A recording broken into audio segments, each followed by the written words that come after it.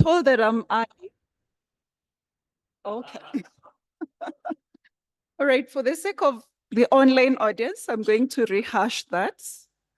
Ladies and gentlemen, welcome to this very important session where we shall be talking about development excellence and science excellence through partnerships. I am really pleased to welcome you all, both those of you who are joining us physically, as well as the online audience. We really appreciate you making time and prioritizing this particular session. My name is Phyllis Ombonyo. I'm the Director of Strategy and Engagement at CGIAR Africa, based in Nairobi, and I will be the moderator for this particular session. But before we proceed, allow me to use this opportunity to extend a heartwarming appreciation to our co-hosts, the CG as well as CalRO, for bringing us together for this very important inaugural Science Week. And so before we get to the themes, I have a short story which some of you may be familiar with, but I thought I'd want to share. There are those stories that need to be told over and over again, lest we forget. In 1984, when I was just about 3 years ago, now you know my age, Ethiopia faced a devastating famine. This famine actually claimed over 1 million lives and sent several others into poverty. And so every morning in the refugee camp, something would happen. They'd have a nominated person to sound the horn, not to symbolize the dawn of a new day, but to honor the thousands who had lost their lives, unfortunately, the previous night, the ones that did not make it. But even in the darkest moments, humanity finds light. Why do I say that? During that time, the celebrated Kenya photojournalist Mohamed Amin, may his soul rest in peace, partnered with BBC's Michael Buck to defy government restrictions and document the truth from Tigray. Tigray is the north part of Ethiopia. And so they captured pictures which actually shook the world. They showed us harrowing images of starving children, hollow-eyed mothers, skeletal figures, fighting hard for their life. And so this showed the catastrophe and attracting over 2 billion views. During this time, we didn't have social media. So this was traditional media on BBC, people watching what was actually transpiring. And so it is this raw power of truth transmitted through traditional media that actually yielded unprecedented results. Several stakeholders responded to this famine. We had artists like Harry Belafonte, Lionel Richie, Tina Turner, who mobilized several other celebrities to come together and record the We Are the World rendition that many of you are familiar with. We also had others who composed the Do They Know It's Christmas in the UK, Ireland, and other countries, and that became a global anthem. And so these concerts reached multitudes.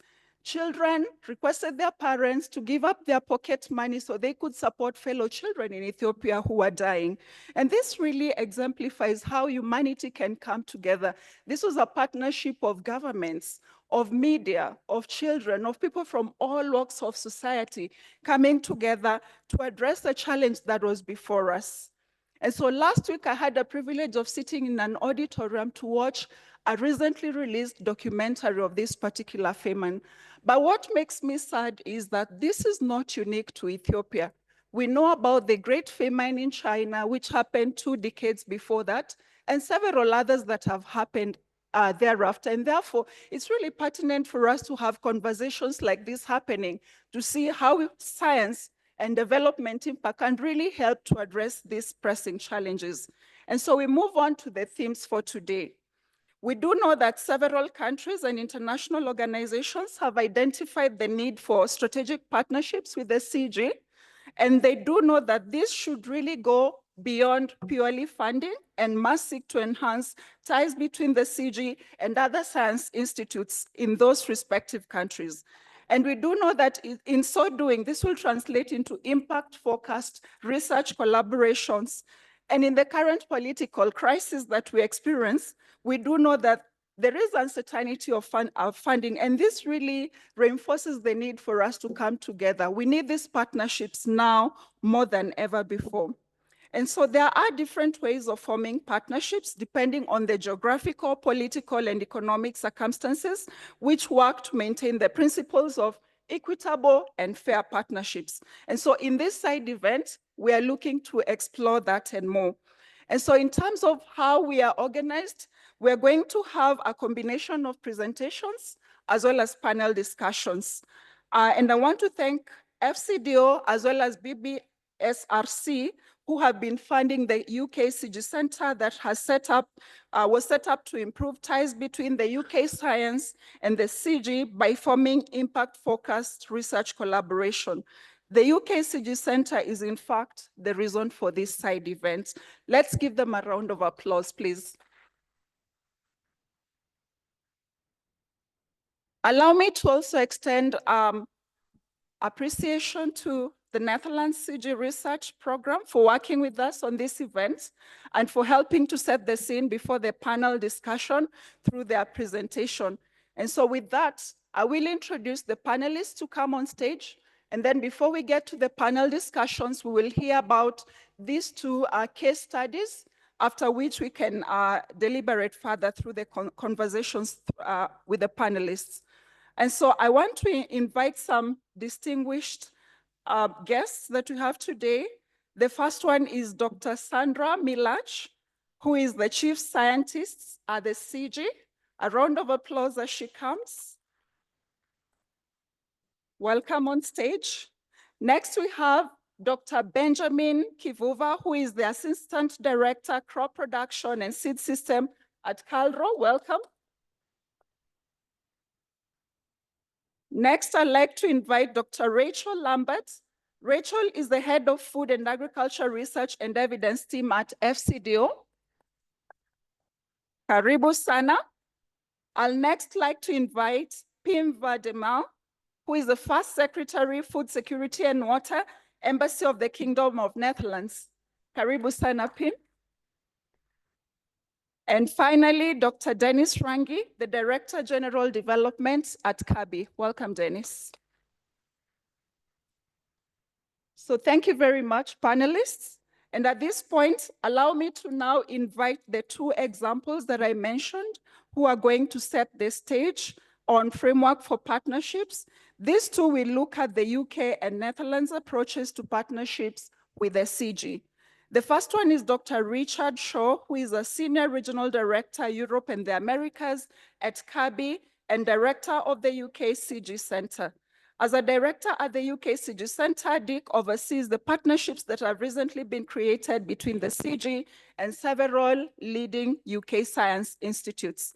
Let's appreciate Dick even as he starts his presentation. Thank you. Thank you very much, Phyllis, and thank you very much for everyone who's come to listen to this presentation of our small contribution to how partnerships might be developed and supported. So I don't need to introduce myself now. I'm going to get my clicker and move on. So yeah, why? Why did we do this? Well, there was a recognition potentially that UK science, of which there is quite a lot and very high quality, was not necessarily being used as much as it should have been across the CG partnership. They had, don't get me wrong, there were definitely very good collaborations between individual scientists, but it was basically a little dispersed, not very deep, and not very well supported and very bilateral. So we were hoping that that might be something we could improve. And also that the CG system doesn't have access to that resource. So therefore, I guess if you use a football analogy, it's a bit like playing with some of your key players on the bench, and maybe we could find a way of improving that that collaboration. So the approach we took, have I done that, Susan? Yes. So the approach we took was to look at where these issues are and what could we do together. So the best outcomes for the major challenges that we face are supported for the best scientists. So if you put the best scientists together with the best facilities, irrespective of borders, then you have a really good potential to actually make some good inroads and start scoring the goals that we need. We also recognised, thanks to the UK government's funding through FCDO, UK Aid and BBSRC, that we could remove some of those classic barriers, which we all have to admit, funding is always a barrier to collaboration, much as your will may well be there. So this was it gave an enabling environment for us. Did I push that twice? No. So the objectives of the centre, well, strengthening relationships is clear. And what you realise is, as we've seen in this whole venue for the last 2 days, is once you put scientists together in a room, there's a buzz, action happens, people become motivated, they start thinking outside of the box. And that's what we recognised a month ago when we brought the partners for our first 4 projects that we've funded, brought them together, and it was electric. And what we found was when we put them together, we created this massive matrix on the floor of how, instead of the classic linear approach of projects where this project is on its own in a silo in this project, it suddenly became a matrix of activities that was really exciting. So we weren't just a bucket of projects, it was a portfolio of projects collaborating, and those collaborations can happen outside of the traditional funding line. We also reckoned, of course, that we brought NARS partners and local partners with us to that meeting as well, and we really wanted to have NARS involved in the whole process from the very beginning, part of the conceptual process, co-designed to get to the end. And we did a learning review early on in the process after a year, and we recognized that we hadn't done a good enough job of that. So what we've done is revise the application process to ensure that that is absolutely fundamentally part of the process, and it has to be suitably funded. So we've reacted to the experience that we had and improved that. And the other one was alignment with the CG portfolio. So clearly, we didn't want to duplicate, triplicate, quadruplicate everything that happens. So we recognized, and I said to all the partners at the beginning, I want this to be as friction-free as possible. Now, I don't think I've achieved friction-free, but it's fairly well oiled, at least with finance and the Melia systems that we didn't want to replicate. So we feel fairly pleased that that happened. So maybe the slightly boring part of it, but you have to have a system and structure around things. So we have a centre board that runs the whole organisation, and on that are representations from the funding agencies, of course, the science support from the UKRI and through the BBSRC. CGIAR have more than one seat at the board, and CABI's there as the secretariat. So we're independent. We're not able to access the funding, of course, and we facilitate the whole thing. And importantly, we made a decision to recruit a science advisory group. And notice the word impact there. It's science impact advisory group, because we were really keen to make sure that this had an outcome. It wasn't just a thing that happened and went away. It's a centre, after all. So you'll see some names there. Nitya Rao, who is a professor of gender at UEA, and also the director of the Norwich Institute for Sustainable Agriculture. Eric Dankwa, who I'm sure many of you know from WACI, a founder, director of WACI, the West African Crop Centre for Improvement.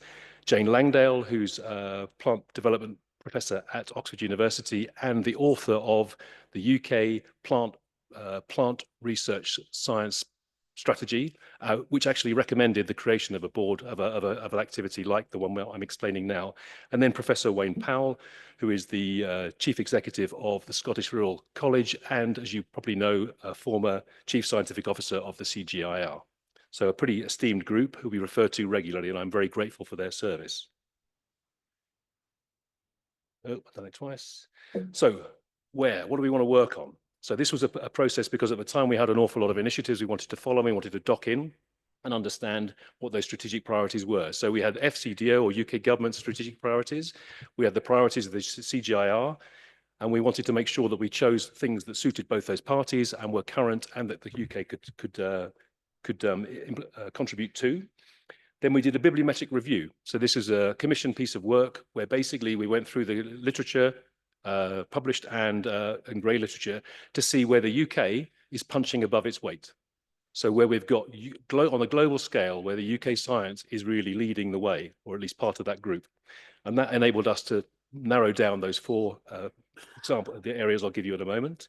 We wanted to make sure we align with global priorities, and alongside that, an opportunity to leverage anything that's current and happening. And we took an opportunity on the second round of funding to leverage the VAX, the Vision for Adapted Crops and Soils programme, and therefore all of the projects that happened in the second round that we're about to commission are related to the VAX programme and dock well into it. So that was a thing, but always the board decision is there. It's not CABI's decision, it's not anyone else. The board collectively decides where those research areas are. So who? Oh no, these are the research areas. There's no surprises as to what's on there. They're all very, very current and key: climate change, crop genetic improvement, nutrition, and livestock. So those are the areas, and I think they'll persist for some time in our portfolio. How do we go about choosing who? The most tricky question: who do you work with? So a further bibliometric analysis came about to see, under those research areas, once we've focused down, who is the key player, institute, organisation, university in the UK, or group of them that can work together with the CGIAR. And that was a thorough, we wanted to be independent in our approach. And then the BBSRC, as the representatives of UK science, reviewed that list to make sure that it made sense to them. You know, we hadn't had any changes. And then the board obviously chose those competing parties. So there was, I'll get to how the competition worked. So there were two types of partnerships. There was the supercharging partnership, which is basically teams who are working together already. And what would you do with an extra 1.5 million? What could you achieve if you really had that extra pot to take it to the next level? So to me, those are relatively safe bets. They're already working well together, and it should be a successful partnership. Then you have new collaborations, and these were much smaller, £150,000, to see if two parties who'd never worked together in the recent times could work together and come up with some great ideas and prove their worth for the next phase. So this was a risk balancing thing. And to me, this is where the magic might happen, because you've got people who would never have come together before had we not done what we did. And it was semi-competitive. We didn't want to just tap someone on the shoulder and hand them the money. We wanted to have two competing teams with, and we'd say competing ideas, to see how we could get through the process and see how they compete. So they do apply independently. So it's not an open call. We couldn't do an open call because imagine what would happen to the CGR if 60 institutes in the UK suddenly approach their CG partner or prospective partner asking to work on 60 applications. It would never have worked. So what did we end up with? I'm not going to go into the detail of the projects because it would take me too long and I'm going to end up missing somebody and annoy somebody. But suffice it to say, we were able to bring 7 CG centres into the fold already with the 7 projects that we're commissioning, 9 UK partners in there and 16 local and NARS partners. So it's a pretty remarkable collection for, we're just in our 16th month, so it's relatively early days. I've jumped right to the end. So yes, okay, so I just wanted to, there is a thank you slide so I can thank all the partners that were involved and also the team in ABC who've been a coordinating centre in this whole process, and the team in Montpellier who have been a great help navigating the way. I also would like to thank Ian Barker from SIP, who's turned out to be a remarkable navigator through. CG's a complex, big organisation, and we needed a navigator to take us through it, and he did a very good job of that for sure. And lessons I've learned, apart from the complexity of the whole mission, was the willingness of partners to include more and more partners. Given that the pot is fixed and the more people you involve, the less money you get, it's remarkable how many people they really wanted to invite in to work together. So that was really encouraging to me. And we recognized there was a demand for the convening activity that the centre can provide, irrespective of funding. It's like, how do I get to, who do I speak to in the CG? Who do I speak to in the UK to take this forward? And that we could possibly provide that access point. So that was a real positive. But to me, a good partnership is one, a really good partnership is one that goes beyond the period of funding, the 3-year or 4-year window. It's one that will persist beyond that point, irrespective of where the money's come, because the money will come if you've got a great enough partnership. So I hope with that, I've given an introduction to how we did it, but don't forget we're standing on the shoulder of giants who are about to tell us how they did it first. Thank you. A round of applause. Thank you very much for that great background, getting us started on a high note. And indeed, we are standing on giants. And speaking of giants, allow me to acknowledge the presence of the Kirby CEO in our midst. Thank you, Daniel, for joining us. And so the next presenter will also highlight another example of a very impactful partnership. And this is Miss Marielle Kassenberg, and I hope I pronounced your name right. She will be here accompanied by Jerry Twitter. Marielle is knowledge broker at Netherlands Food Partnership. The partnership brings together people and knowledge to help make food systems in low and in middle income countries more economically, socially, and environmentally sustainable. In her role, she connects stakeholders, facilitates dialogue, fosters collaboration, and distills complex information so that it is accessible and actionable for a broad network of partners. And Jerry is coordinator at the Netherlands CG Research Programme, NWO Dutch Research Council. So please let's put our hands together as we invite them on stage. Welcome. Thank you, Phyllis, for the great introduction. And I'm very pleased to be able to have the platform today to share a little bit about the strategic partnership between the Netherlands and the CGIAR. So the Netherlands has been a long-term funder of CGIAR from the start. But this funding relationship over time has really transformed into a strategic partnership, really trying to connecting the dots between scientists, but also civil society actors, policymakers, private sector actors to tackle the challenges that we're facing together. This is committed through an MOU, with now currently in a 6-year funding cycle, with focus on certain specific strategic areas, which won't surprise any of you, I'm sure, but with particular focus on where we see the value of complementary expertise between everything knowledge that we have in the Netherlands and experiences, and also connecting that to everything that CGIAR is doing that is so important and at such scale. We also look into co-creation and downstream applied research partnerships in that particularly. So what does this collaboration actually look like? So the first part is the funding that goes from the Ministry of Foreign Affairs to the CGIAR. 2/3 of that 6-year funding cycle that we're now in goes as pooled funding to the entire research portfolio. And 1/3 is designated for specific research programs where we really see that this co-creation can happen and make the magic there. In addition, there's an NL CGIAR Research Programme. That is where Gerry comes in, and she will explain a bit more about that. But the fourth element is the support and brokering. And you already mentioned a lot about my role in the introduction. But this is really where we try to understand where the key entry points are to connect the science and innovation of CGIAR with the capacities of different types of stakeholders in the Netherlands. CGIAR is huge, so that's not always an easy challenge. It means that I have to do a lot of trust building, know a lot of what is currently happening in CGIAR, and then try and facilitate that knowledge exchange and partnership building with the Dutch partners. I don't do this alone, so we have a working group facilitating this together with the Ministry of Foreign Affairs, the Ministry of Agriculture, Fisheries, Food Security and Agriculture, and NWO. And of course, all of this is in close collaboration with the CGIAR. I wanted to share 2 quick examples of what this co-creation could look like, because it's such a different thing than the funding or the research programs. One example is an Open for Business report that we've co-created with experts from the Netherlands and CGIAR in 2022. It was also presented in an event where the new MOU was signed between the Netherlands and the CGIAR. But it was really an opportunity to tap in the experience of the Netherlands in building public-private partnerships, but also the experience and skills within CGIAR to collaborate more with private sectors to scale research and innovations. I think interesting is that one of the recommendations that was presented in the report is to look for the establishment of a one-stop shop for engagement with the private sector. And I recently learned that there was a launch in Nairobi in Kenya for the regional East and Southern Africa scaling hub. I don't want to claim that this is due to the report, but I do hope that these types of collaborations and exchanges do build the learning blocks to get to these important decisions. The second is a bit less formal and takes a lot less time.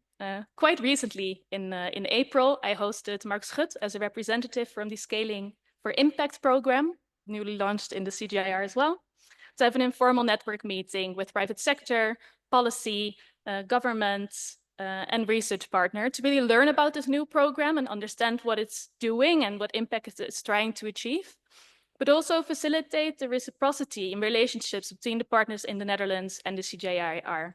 So what can Dutch actors bring to support the Scaling for Impact program, but also how can the Scaling for Impact program strengthen the partners in the Netherlands? And quite a few opportunities came up. So to me, that's always the most exciting part where really the magic can happen between the Netherlands and CGIAR. I'll hand over to Gerry for the research partnership.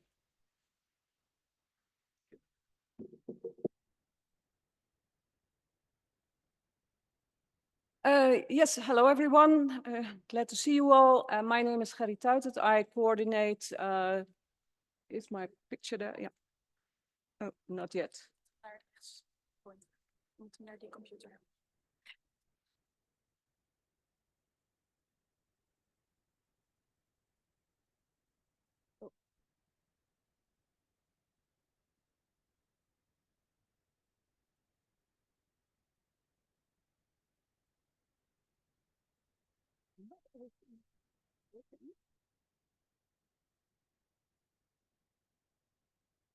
White.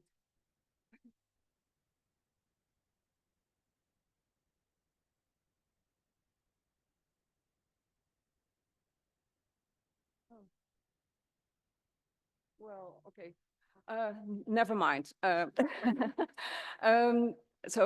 I'm from the Dutch Research Council. I coordinate the Netherlands CGIAR Research Programme, which is funded by the ministry, as explained by Marielle. And we, as an independent organization, we have developed and we manage the program, of course, in collaboration with many partners.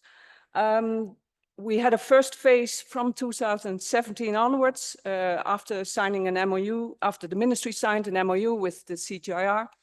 The aim is to foster the research collaboration to advance the knowledge and enhance innovation and impact for global food and nutrition security. So the focus is on enhancing partnering in research and innovation, in mutual areas of interest, enhance joint engagement with NARS and with other stakeholders, leverage mutual expertise, knowledge, and networks.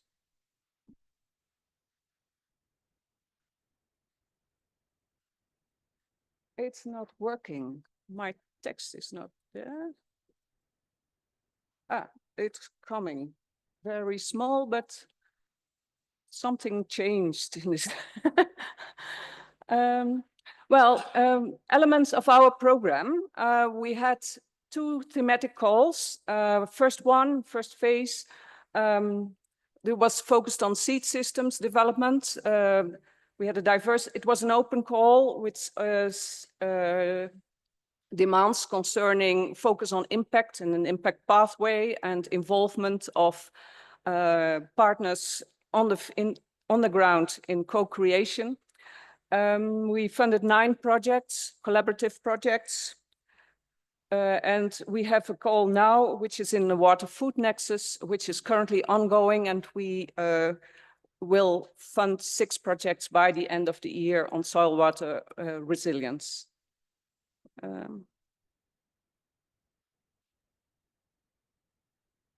There should be a next.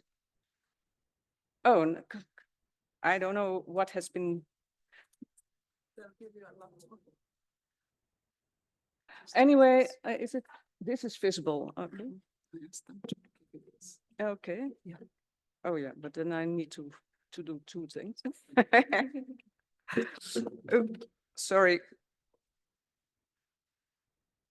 The senior expert is the second large part of our program.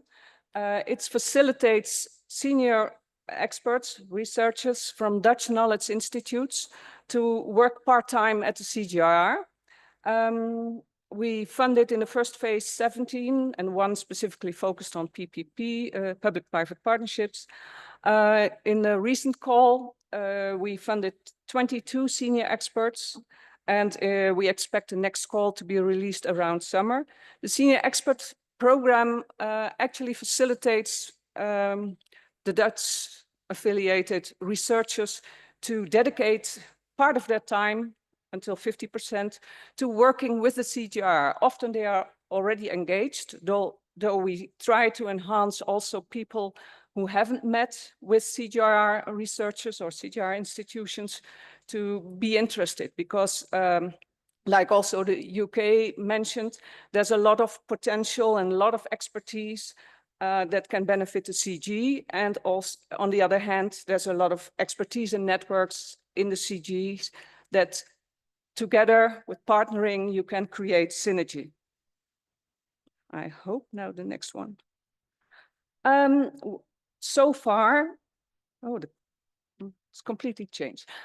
So far, well, we had positive external evaluations of the first thematic call on seed systems and the senior expert program.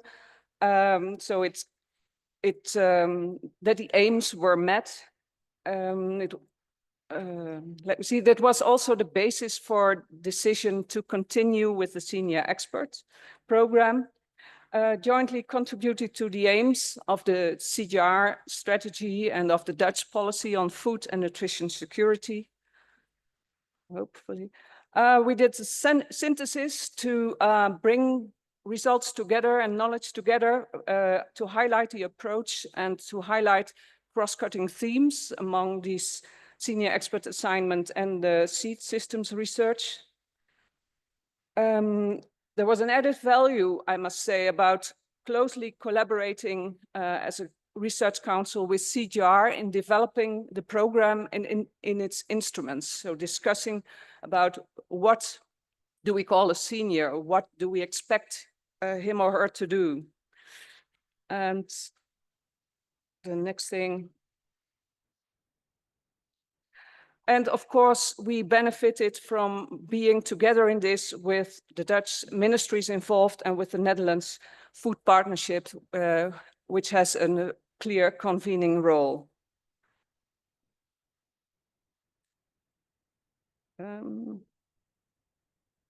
Next slide doesn't. Oh, sorry. The senior expert program, it's, oh, suddenly, senior experts are embedded in and they collaborate with the CGIAR's portfolio. And they have this added value for CGIAR and the Netherlands. It's not just performing research, but it can be research management, knowledge sharing, guiding PhDs, or contributing to global debate or tool development. So there can be a range of activities where they can spend their time on. Some from the first phase, some examples. So I will miss, of course, people, but I just mentioned, well, we funded a CGIAR flagship leader in the first phase. Someone who worked on the RTB toolbox and co-created the scaling readiness approach. No, next one's not visible, no problem. But then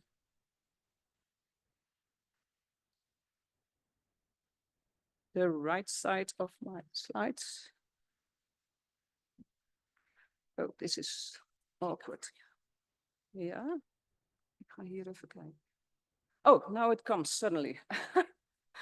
Yeah, so we had a farming systems analysis, recent publication, Pathways to African Food Security, by one of the senior experts with a lot of other authors. Examples from the feedback which underline the evaluation are that this call of this senior expert program, it meant that they could have more time for meaningful engagement with CGIAR and strengthened interaction. So it freed up time for joint supervised PhDs and facilitated introduction of new topics and, well, also linking them up with practical application, providing access to data. So actually the funding goes to the Dutch institution to have task of the senior expert, which could be a professor at a university. Part of their task are paid for by this grant, and CG gets manpower and expertise without having to pay the salary cost.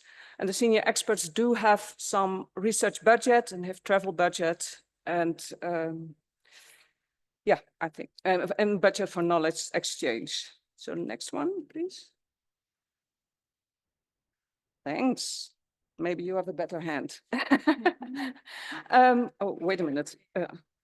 The Netherlands, in the current portfolio, the recently started 22 are divided among the different, over the different CGIAR programs and accelerators. So this is just to give an impression. Most of them are in sustainable farming and better diets and nutrition, but it was an open call. We had an international advisory committee assessing them all. And so decisions were made by the executive board of the Research Council. The current ones are hosted at 10 CGIAR Research Centres, and they are from 5 different Netherlands knowledge organizations, of which 16 different faculties or groups. Some examples, realization of a center of plans for realization of a center of expertise on food systems, scenario trade-off analysis, and next one. Ooh, too far. Yeah. And on scaling for impact, for instance, transition pathways and co-creation of strategies for food systems in Africa. Yes, please. Thanks. So what is next in our program? A next round for senior expert is foreseen, will be published around summer. We are developing a modest small grants facility to address knowledge questions from the CGIAR for activities that can be carried out with small amounts of funding, but it should be to be addressed or executed by experts in the Netherlands. So there needs to be some brokering going on, but we are developing this. And also synthesis studies are foreseen, for instance, to highlight synergy and cross-cutting themes. So maybe the next one.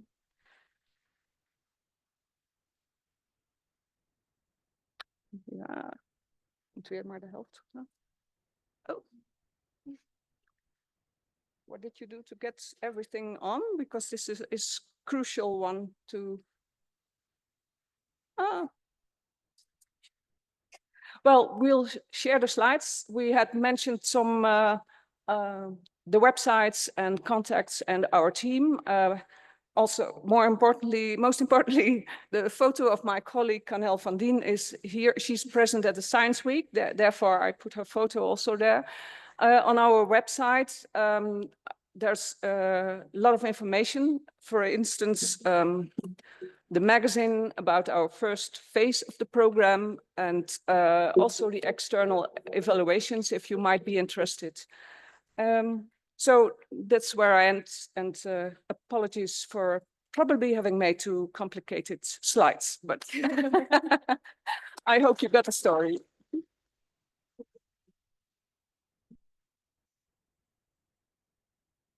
Let's give her another round of applause. Yeah, sometimes technology doesn't always behave the way we expect it to, but we appreciate, Jerry, you are quite resilient. You kept going on and your message was delivered. So be rest assured you did just fine. And thank you also for providing the secondary option of how we can engage with the information. So after this, please feel free to get to the website and check some of the information that has been shared. And actually on that, I know my colleague did mention this, but we do have a brochure on the UK CGIAR Centre. We have a few copies with us. And so feel free to pass by and pick if you're interested to learn more on how this partnership goes and how you can be part of it. So thank you very much. Let's appreciate the presenters one more time.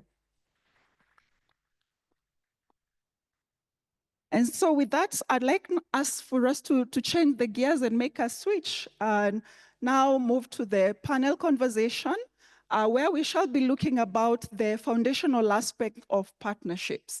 This is really about identifying partners, and I know that was partly mentioned in the presentation. And maybe before I even ask the questions that I had prepared for today, it's important to underscore that there is a great recognition that good partnerships can produce results that are greater than the sum of its parts. We know that good partnerships can improve quality, reach, and sustainability of science, and are a critical source of learning while pushing individuals and organizations to challenge their assumptions and build their knowledge. But despite this, we know that there are too many partnerships that have been formed on the basis that collaboration is a good thing itself, which is insufficient attention considering the fundamental questions that should be asked before a partnership even begins. And so this session seeks to address some of those issues, and I will ask our panel for their thoughts, then look to the audience later for further insights. So there will be an opportunity where we'll give you a chance to ask any questions you may have to the panelists, but also to the presenters that were here. And those of us who are joining us online, you're welcome to this session. Feel free to also pose your question through the chat box. And so I'd like to turn my face to the panelists, and the first person I'm going to be asking a question is Dr. Sandra Sandra Milach, if you could just tell us a little bit, in your opinion, what are typically the main drivers behind the formation of a partnership, and are they even the right ones? Thank you. Thank you for the questions, and thank you for the presentations. They make our lives much easier in the panel, so we can draw from examples from there. Thank you so much. Very, very well done. So for us, we, as you heard this week, and for those who participate in several of the panels and the plenary sections, I think we really want to leave a very strong message on we should start with the big problems that we are all here to solve. That, I think, it gives us the focus on where we focus as a community of practice, if you will, like with scientific and partnerships. So CGIAR has a very big ambition with targets that we can only accomplish with the partnerships. And I think we span over 3,000 partnerships currently that we work. So that, I think, is, you know, and they are formed for different reasons, right? So, but for us, what makes us successful, right? What makes us successful? And I think we need partnerships in every single step of the process, from beginning when we are ideating how we solve a problem, from when we are delivering the solution. So let's look at the steps are first, you know, how we look at the local demands. Second, it's how we look at the expertise that is required for that. Third, how we actually look at shared strategic, you know, goals for advancing the solutions into real impact. And then I think how we scale that. And then on top of that, how we actually deal with crises when they come. So those 6 things, if you will, are a path that we use to identify how we actually define these partnerships. Let me give you some examples, starting with how we actually look at and co-create the solutions. They have to be local. They have to be with partners who are at the local level. That here we include, you know, at the national level, with the governments, with the partners on the ground, with, you know, the institutions, several research institutions like NARS, who are really trying to solve these problems, common problems. We need to be able to do that ideation at that level. And there are many cases, I mean, examples where CGIAR and NARS are working, but also not forget farmers are a key component of it. People in the communities are a key component of that. So the second is really complementary of expertise. I think we have in 2 presentations that are really in like that for us, right? I mean, with the UK and CGIAR Centre, and also with the Netherlands and CGIAR collaboration, you can see where we are bringing expertise in organizing. I think it's a very good example how we can bring universities close to, you know, so the CGIAR and other groups who are solving. I worked 10 years at university before I joined CGIAR.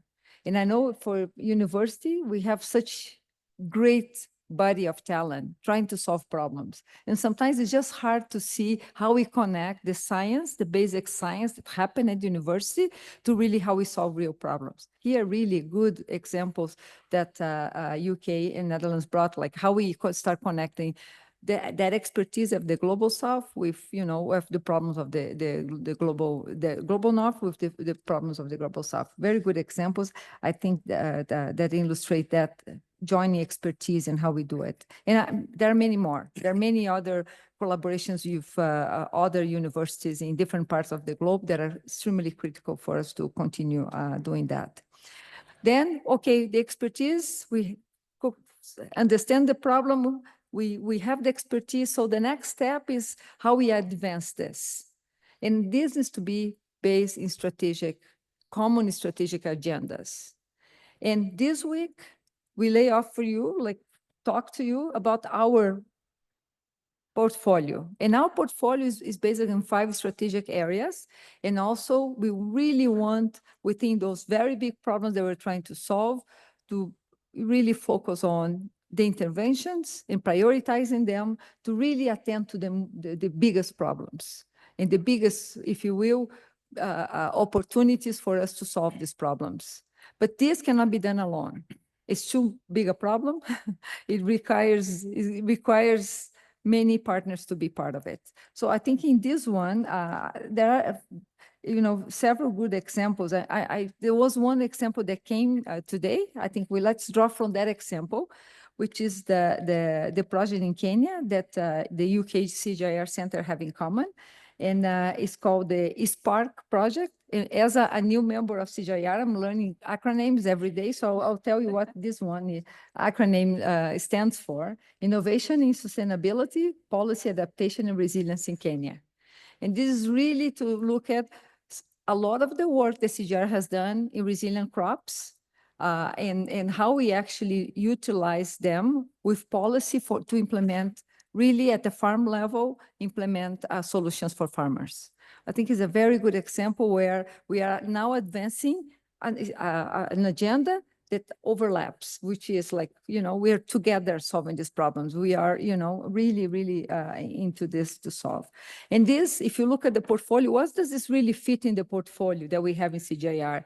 For this particular one, really fits very well with the climate action, really fits this particular project with the sustainable farming, because it's about finding some of the farming solutions for implementing these crops that already have been bred for breeding for tomorrow, by breeding for tomorrow. Now we are in the phase of implementation. We need agronomy excellence, and we need some of that policy associated with it. Now, another area is scaling. I mean, there were several panels this morning. We talk about how we actually find solutions and get them across the borders, if possible, right? We're talking about some of the things that have been developed in Latin America and now are coming to Africa. Things that have been developed in Africa are coming to Latin America, vice versa. So how we actually look at global South interactions across programs, how we actually leverage that with partners as well. So I think that's a very good one. And we do have a program into the portfolio, which is Scaling for Impact program. And that's what we're looking, bringing partners. We say the last mile. It usually is the hardest mile, especially for those who are runners, like the last mile is a very hard one if you're running a marathon. So, but like how we get to the finish line, right? How we actually bring the solutions to the farmer with partners who help us to divide. And this morning there was a very good conversation in the gender accelerator section where we talk about some of this. And like some of the examples in vaccines that developed by IRI with Kauro and the partners here in Kenya, where, the example is specifically for chickens, and they were saying how hard it was for them to even get these solutions really to be applied. And part of the problem was that these were not really reaching to the women farmers, which were the majority of them. And how the gender also play a very important, the evidence that they identify, but also sort of how they will go interventions in the scaling. So that becomes a very important angle that we need to be looking when we do this scaling. And then last or not least is that if life is normal, if there is such a thing, with all this global challenge that we're going through, you should just keep going with this. But sometimes crises come and hit us. There are conflicts that we don't expect. There's like climate change that gets exacerbated, and we need to actually take action on it.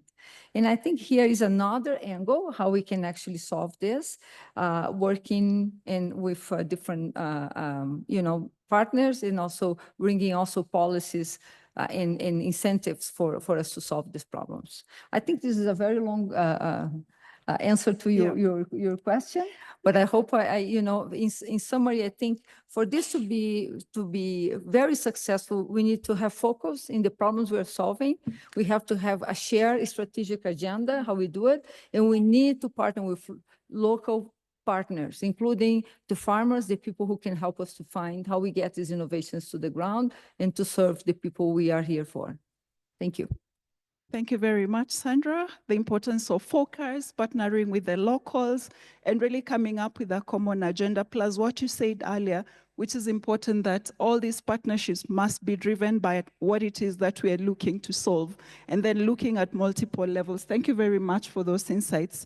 And so right now, I'd like to bring in Pim and ask, in your opinion, Pim, what are some of the major challenges that partners face when forming collaborations? And I'd appreciate if you could keep your response to 3 minutes, please. Thank you. Thank you very much. Hello, everyone. I'll try and keep it short. 2 points to mention on that topic from our perspective. Key challenge is to do with partnerships itself. Successful, meaningful partnerships take time to evolve. And we sometimes, in our enthusiasm, tend to forget that. It's an investment in each other in terms of our co-creation, in terms of trust building. But there's also procedural cost involved in establishing partnerships. And we sometimes overlook that. Of course, as scientists, we want to do the science. We not necessarily want to do the administrative part of the partnership in establishing it or maintaining it. Whereas it is important to keep that in mind, that factor in mind, and at the same time be cognizant of it and keep the eye on the ball in terms of the efficiency of the partnership itself. So that is quite an intricate issue, which in terms of partnerships, we therefore look for really long-term partnerships to help provide some space for that, those partnerships to evolve. The second thing I want to mention, and it's echoing a little bit the previous speaker, is about the reciprocity. It is about the science hitting the ground at some point. You know, what does science and innovation mean if farmers cannot do anything with it, or are not doing anything with it, or policies are not being changed because of it?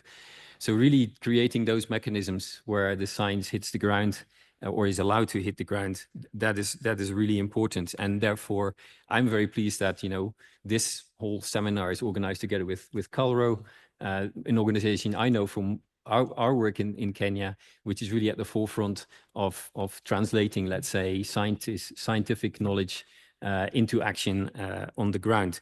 But it's certainly something to keep working on, and even looking internally. And I'm not hanging the dirty laundry out here for the Netherlands, but it is, let's be honest about it. How do I, as a program officer responsible for food security and water, based here in Nairobi, get to know the latest information and scientific evidence from organizations like CGIAR and its partners, for me to do the programming properly, so to really make an impact on the ground in Kenya? Thanks. Thank you very much, Pim, and we appreciate you being very authentic in your response. You talked about the importance of evaluating administrative costs and determining how we might be more efficient in our partnerships, but also bringing up the aspect of reciprocity, very key points you raise. And so with that, allow me to now make a switch to Benjamin. And Benjamin, you're representing government on this panel. I'd like you to share with us what factors do we often overlook when forming a partnership, and how would their inclusion strengthen collaboration? Over to you. Thank you. And on the factors overlooked when forming partnerships, I would like to bring the fact that in the inception of the partnerships, failure to recognize reputational risks faced by parties concerned becomes a big issue, because as you go on implementing the project or the program, this reputational risk comes up and become an hindrance. It might be coming from the beneficiaries of the program or the implementers, or the service providers in between the implementers and the beneficiaries, or even from the donor. And since it was not factored in the beginning, it becomes a problem. Now, the other fact which I want to pass in this meeting is failure to plan in line with the requirements of the parties of the partnership. Each party of the partnership has their own requirements which are set out and clearly put it out.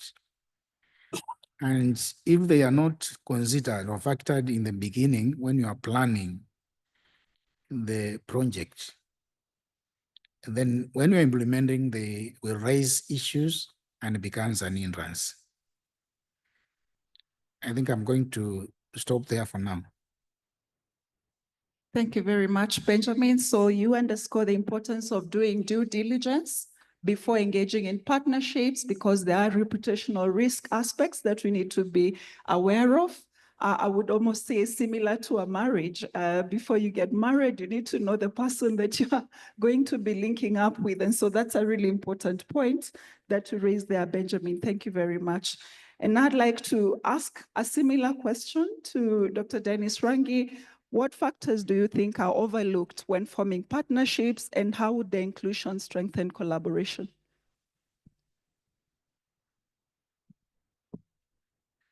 Thank you, Madam Moderator. As you've heard, my name is Dennis Rangi and I work for CABI. CABI is an organization that has been in existence for over 100 years. So in that, CABI brings a lot of experience about partnerships to the table. I won't tell you how long I've worked for CABI, but I share in that in those experiences. Now, one thing that I've observed, and I keep telling my colleagues, is the problem we tend to have with partnerships is there is always an assumption that one partner is superior to the other. And we keep talking about capacity building. And capacity building is never really quite defined in terms of how does it help the recipients and all that. When I started work as a young man, I remember the countries we worked in would knock the doors of CABI and they would tell us, we need CABI to do A, B, C, D for us. But as they were doing that, they were also evolving their capacities to be able to do those things themselves.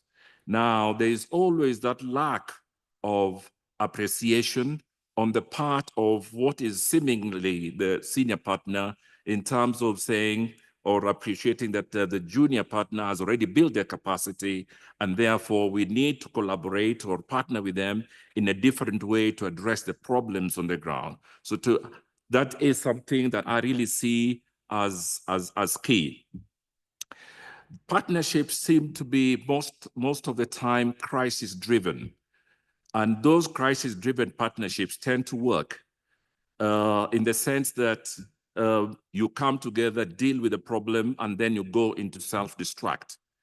But I think sometimes we try to look for long-term partnerships which are not kind of demand-driven. Sometimes it's the donor that really wants the partnership.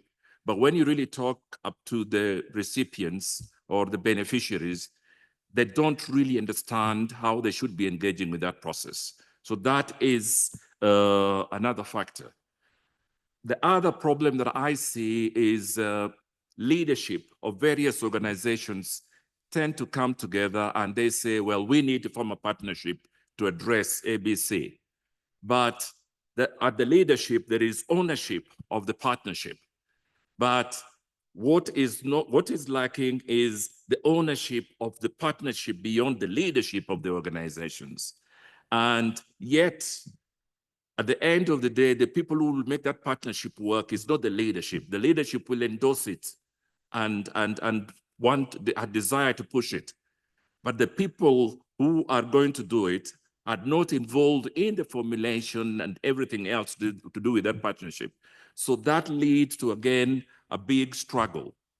Again, partnerships have costs to them.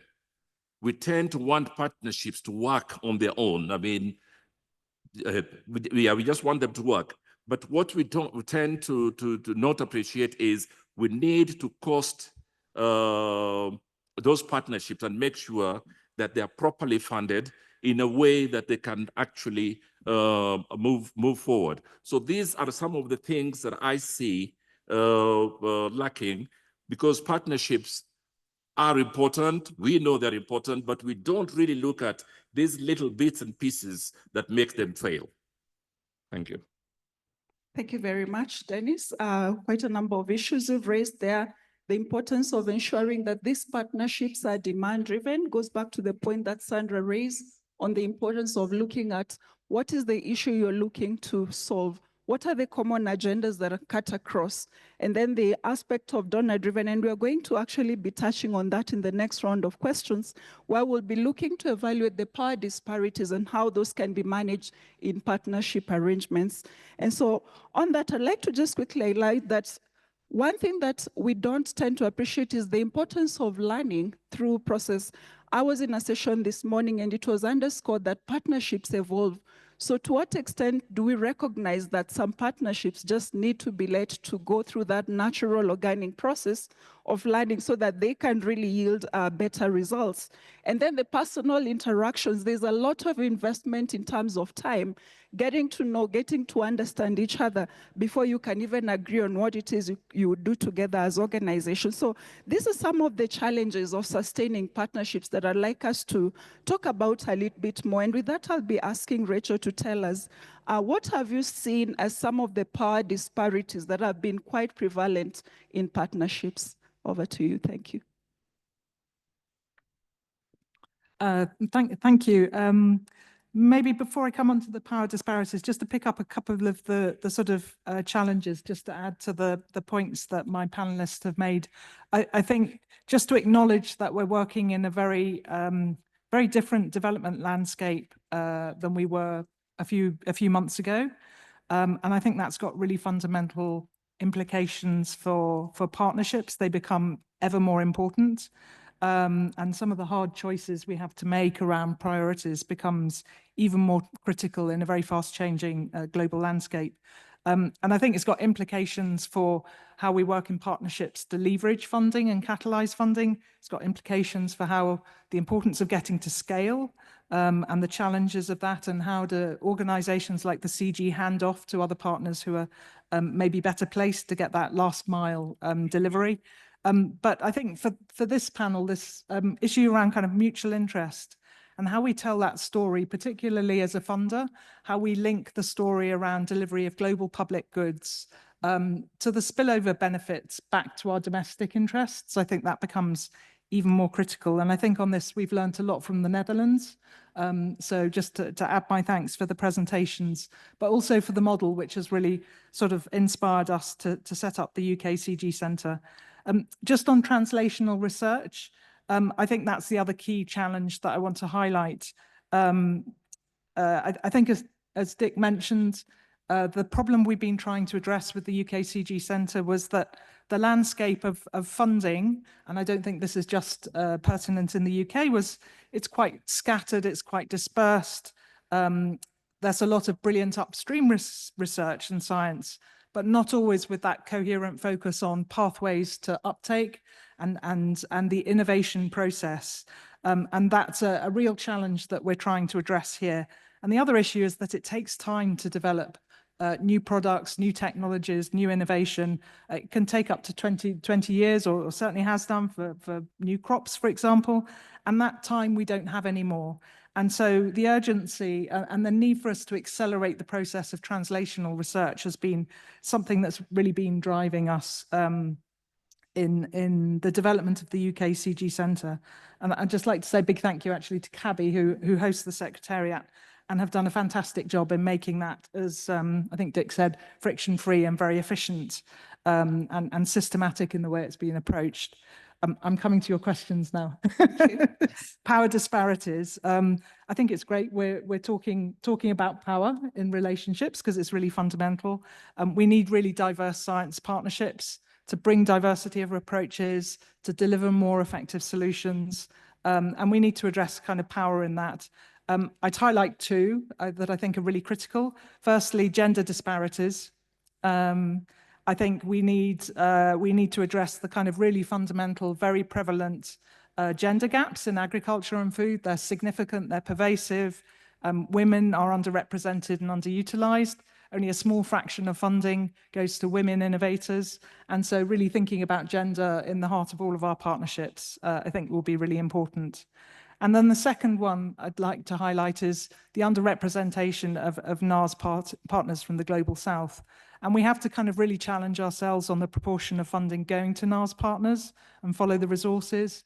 We'll need quite fundamental resource shifts, I think, in order to support genuinely equitable partnerships.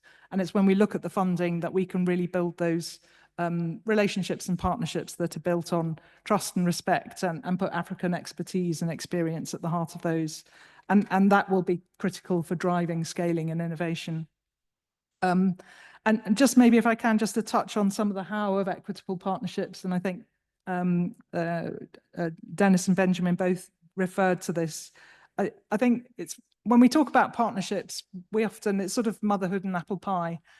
We talk about it a lot, but the devil's in the detail, and often it's the complexity of the management arrangements that trip us up. So I guess a plea that we really think about the right partners with the right resources, and we think about the management and governance arrangements that sit behind the partnerships, because if we don't get those right at the outset, they often fall apart, or they're not effective in the long run. And that takes time as well. It takes time to create these partnerships. So just to highlight that, I think a key issue. Thanks. Thank you very much, Rachel. Gender disparities, very important for us to be aware of that and take measures to address that, but also the whole issue of localization, where we look at where the resources are actually going, that becomes important. And then underscoring the whole issue of getting the foundational aspects right. We talked about the administrative costs that come with it, the importance of due diligence, that those are the key messages that I keep hearing our panelists relay to us. And so I'd like to get back to Benjamin. How do you ensure the operational aspects of a project run smoothly? Okay, thank you, moderator. On the aspects of the operation of a program, there are a number of factors that need to be put in place. For example, when a program is being developed, the high-level staff are involved in prioritizing the objectives, but the operational staff are not involved at that level. And even the beneficiaries, service providers in between the operational staff and the beneficiaries, they are not involved. So now, if they are delayed in knowing what these objectives are, then it will affect the implementation of the program.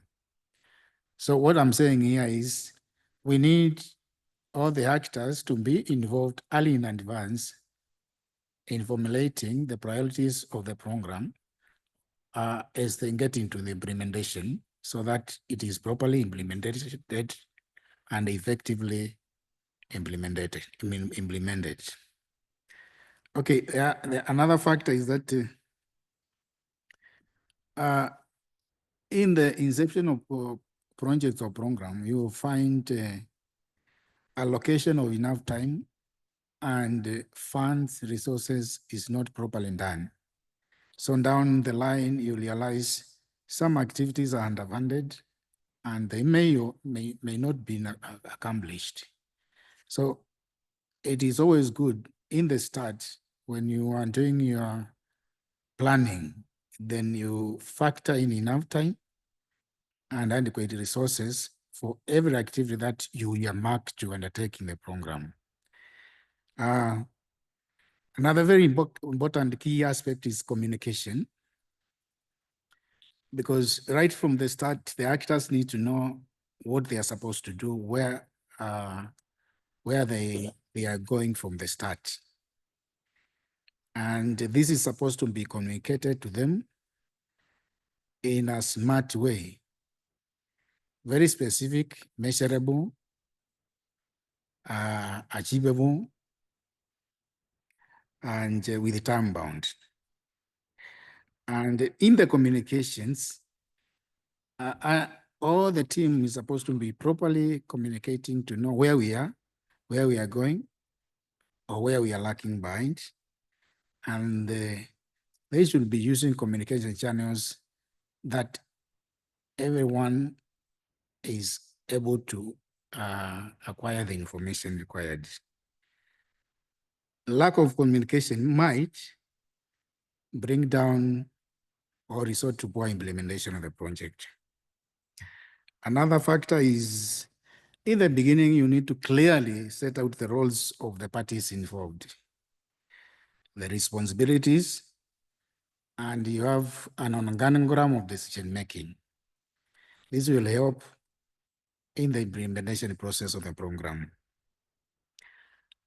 Also, many of the projects collect data, and there has to be a proper management system for the data during collection and the storage, so that it can be retrieved as required, it can be accessed as required, and it can be reusable in tandem with the terms and conditions that the parties have agreed.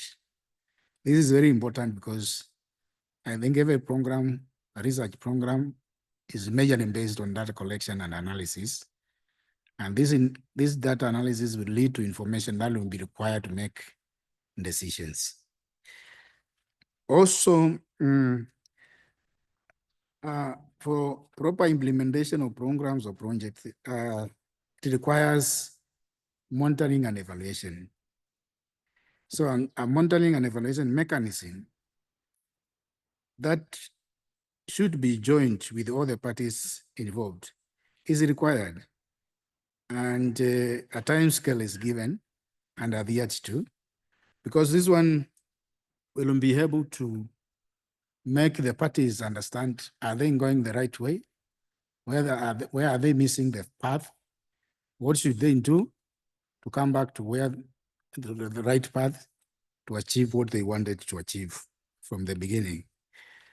And the reports of monitoring and evaluation are very good for the governance of the project, because now they will use that report to make decisions, give directions, so that we have the project or program properly implemented.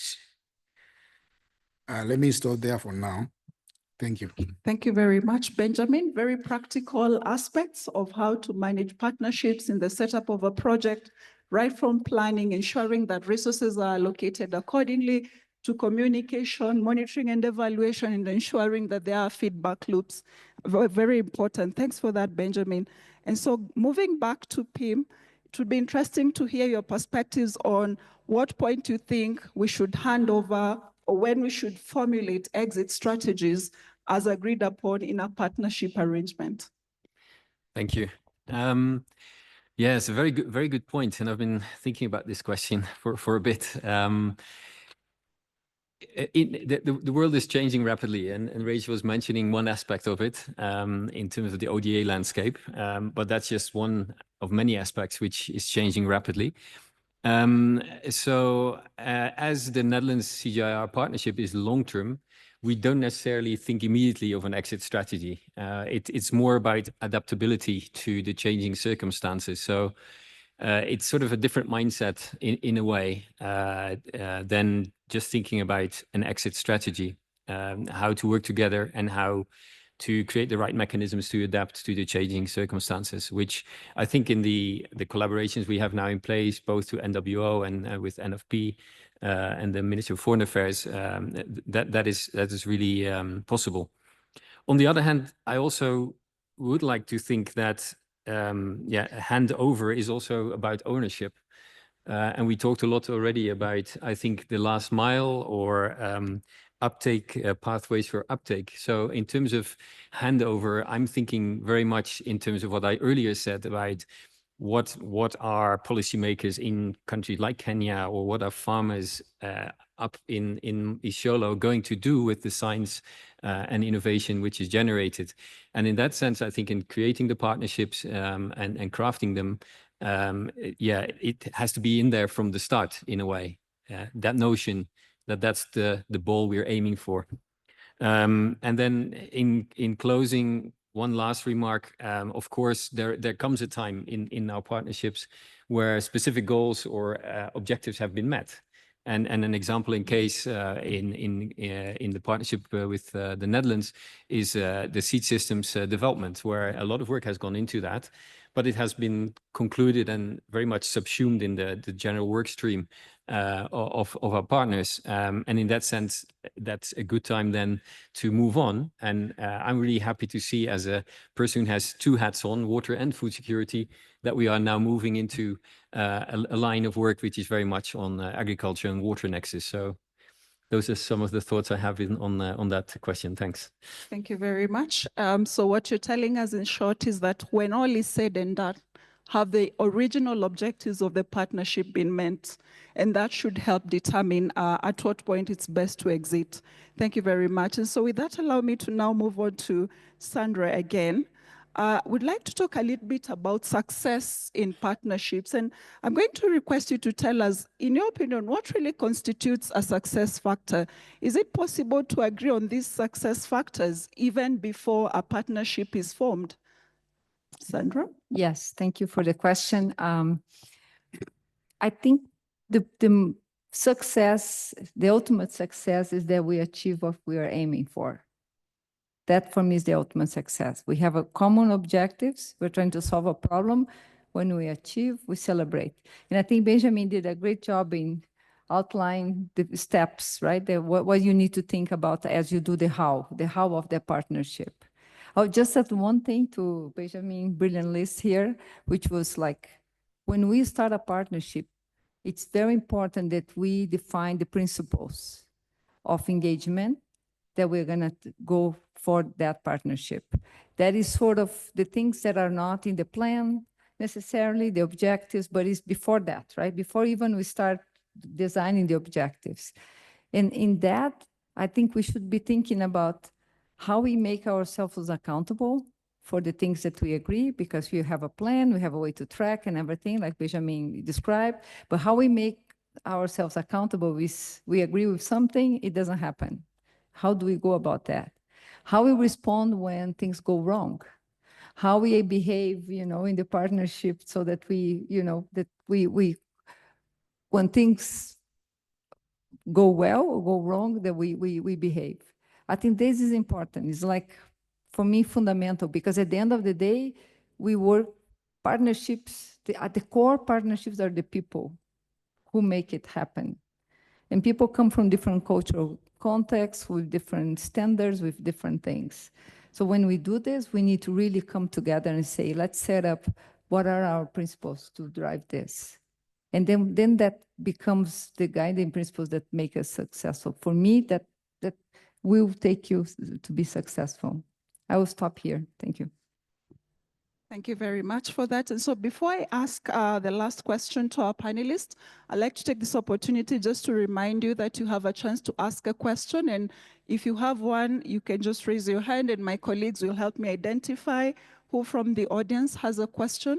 And at the same time, also to remind our online participants that thanks for the hand that has been raised, and I see another one.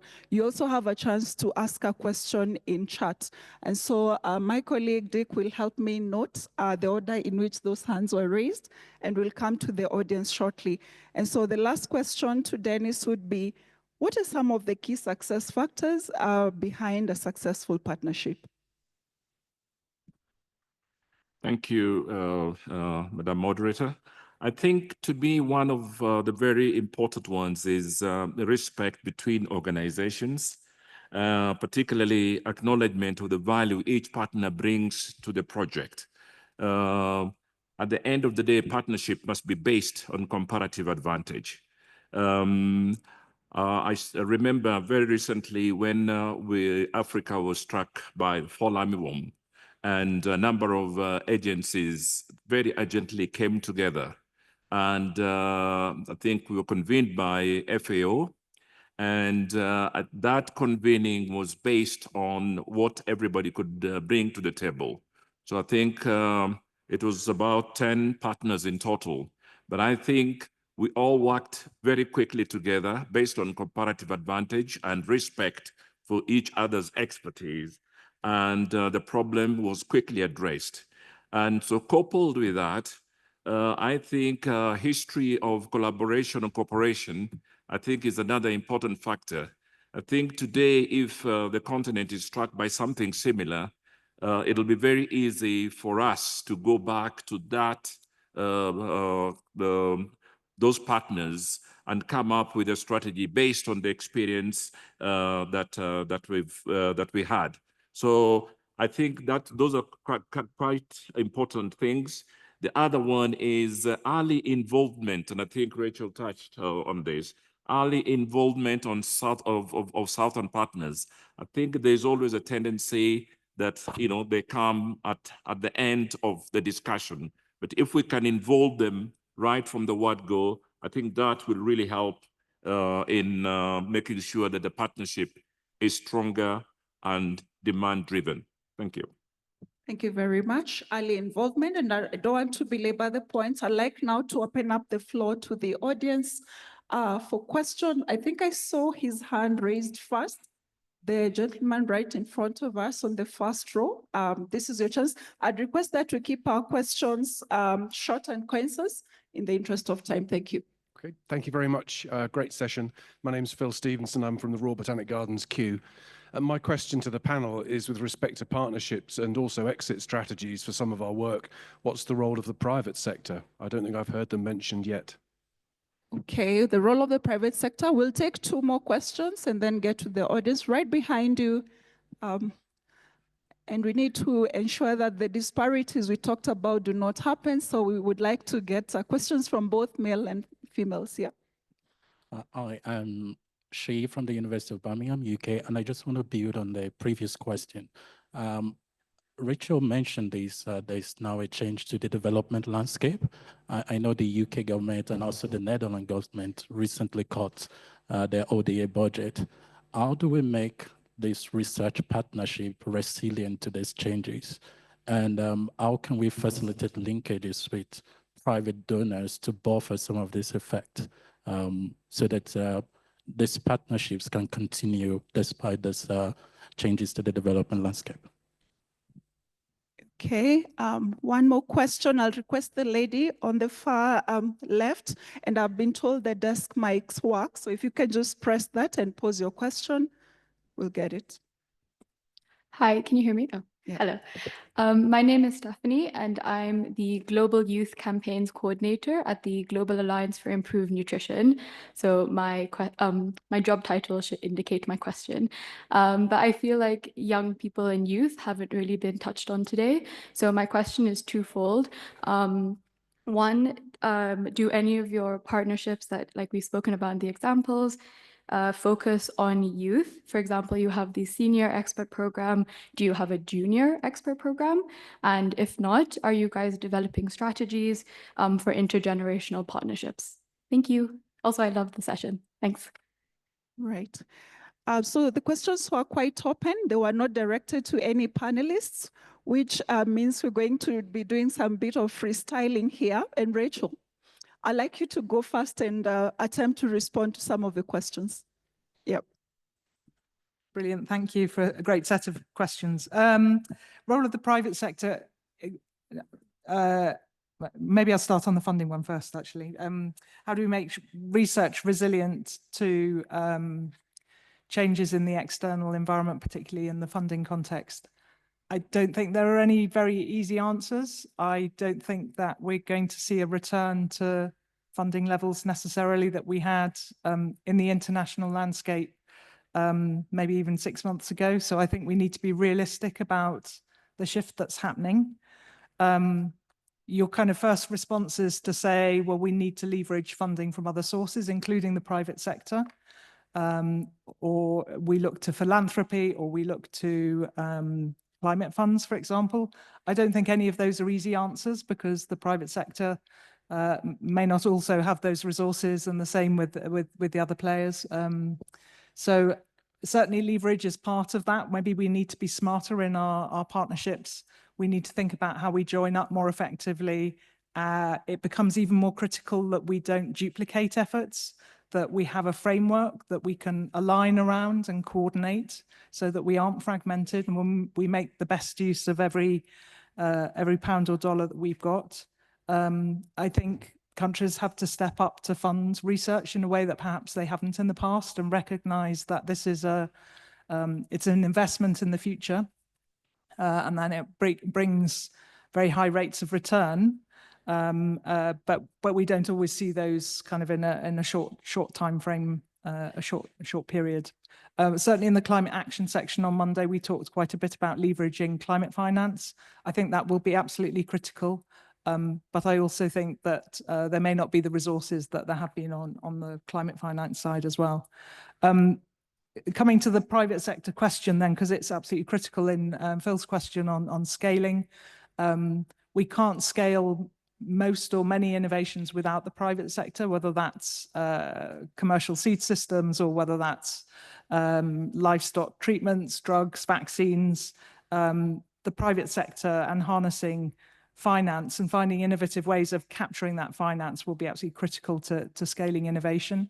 I think it's an area that we're still at a relatively early stage of understanding how to do that effectively. So it was interesting, the Netherlands talked about the scaling hub in East Africa and how you've harnessed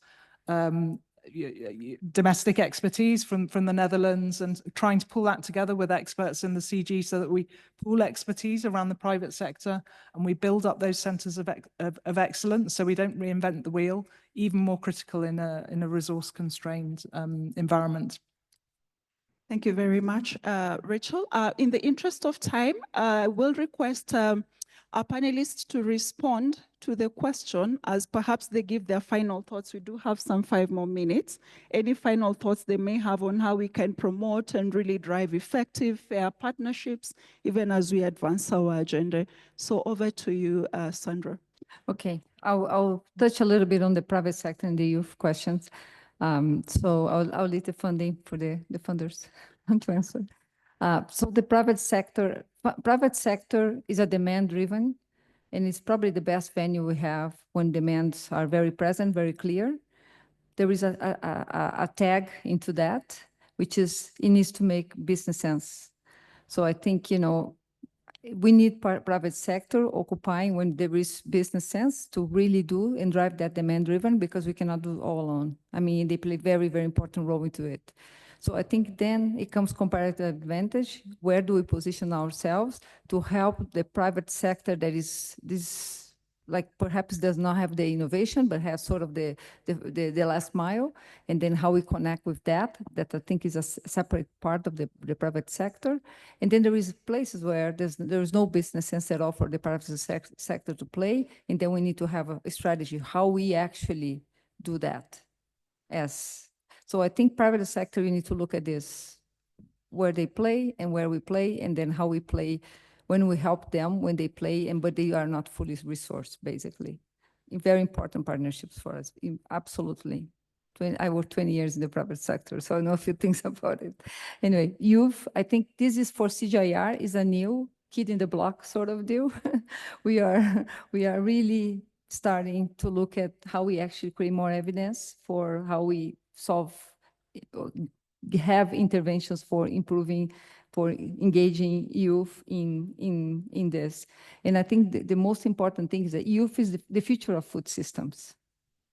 We need to engage in youth, otherwise the food systems might not have the next generation. So we absolutely need youth, and we invite yours input into it. If you have ideas, please come and talk to me. We would love to hear your opinions on it. And I think, again, for me at the end, I just want to say one more thing is that private partnerships are, there are so many angles that you can look at partnerships. But for me, we need to drive partnerships based on what we're trying to solve and sort of comparative advantage. Denise, I think you brought that very well. And then we need to make ourselves accountable so that when we to deliver that and celebrate when we do. So thank you. Thank you very much, Sandra. Over to you, Benjamin. Thank you, moderator. And I would like to maybe make a comment on the involvement of the youth in agriculture programs. I think for the government of Kenya, we have a department for the youth at the Ministry of Agriculture that coordinates involvement of youths in issues related with agriculture and research. And I think they are getting involved even in some projects that entice them to get into commercial agriculture as a way of employment. And it's an important aspect because majority of the youth in our countries, of the population in our countries are the youth, and they are looking for jobs. And if they can gainfully do commercial agriculture, then that will be very good for the country, the various countries. And maybe on my final remark is that partnership in agriculture and agricultural research will always be required because we need to synergize on knowledge, expertise, and resources, especially between the developed and the developing countries, in order to ensure food security and improve income generation. Parties should consider applying principles of partnership in the beginning so that they ensure that the partnership entered into acquires or achieves the intended purpose. Thank you. Thank you, Benjamin. Final thoughts in 1 minute from Rachel coming towards my direction. Just say thanks to everyone for a great session. I think initiatives like the Netherlands one, the Netherlands CGIAR Science Centre and the UK CGIAR Science Centre, I think there's a new model for us and way of working. So I look forward to kind of sharing lessons, learning from that.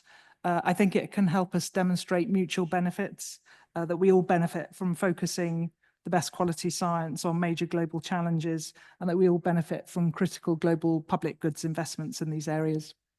Thanks. Thank you. Thank you. I was very happy the question on youth came up. It was something I had sort of in my mind as a last thought for my parting remarks. And I'm actually happy to say that the senior expert program you were referring to, the senior experts themselves actually made the case for young people as well.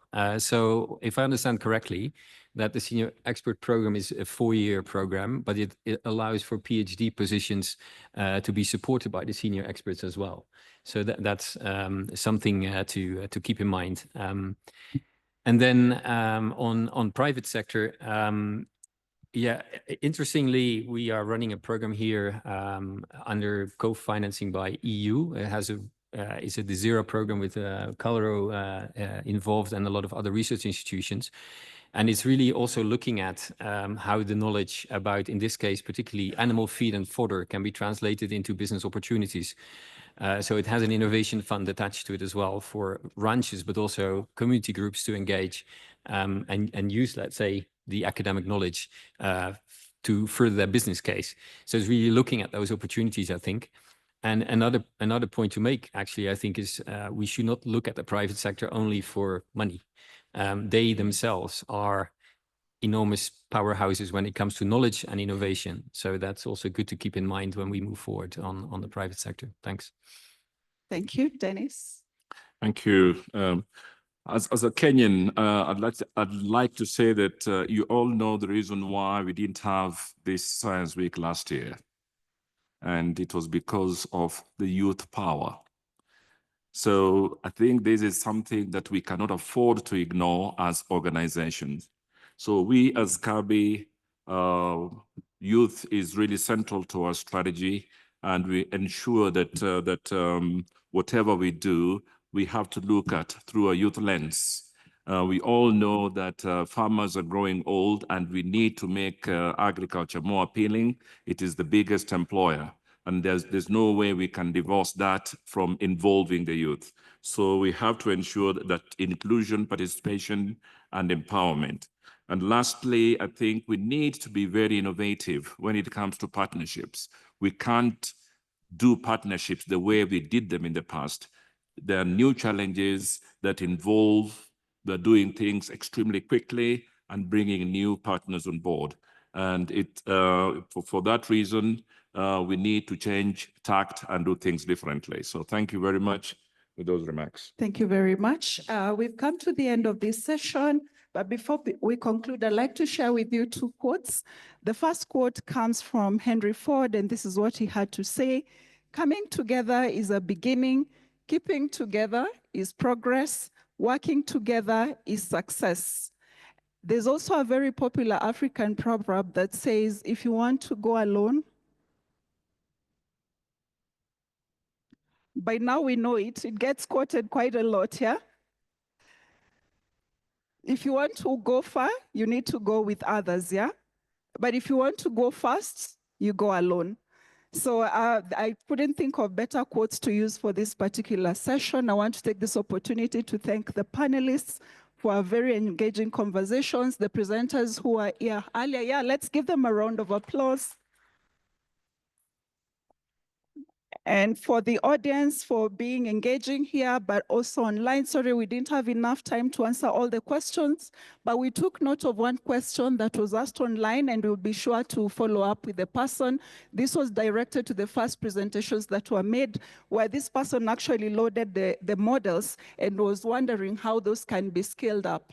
And so we'll be more than happy to engage further with the person who asked that questions. So with that, we've come to the end of this session. Thank you very much and enjoy the rest of your time during this CG Science Week. May I request all the panelists and presenters to come down here for a photo session before we proceed? And yes, you may distribute the brochures. Thank you very much.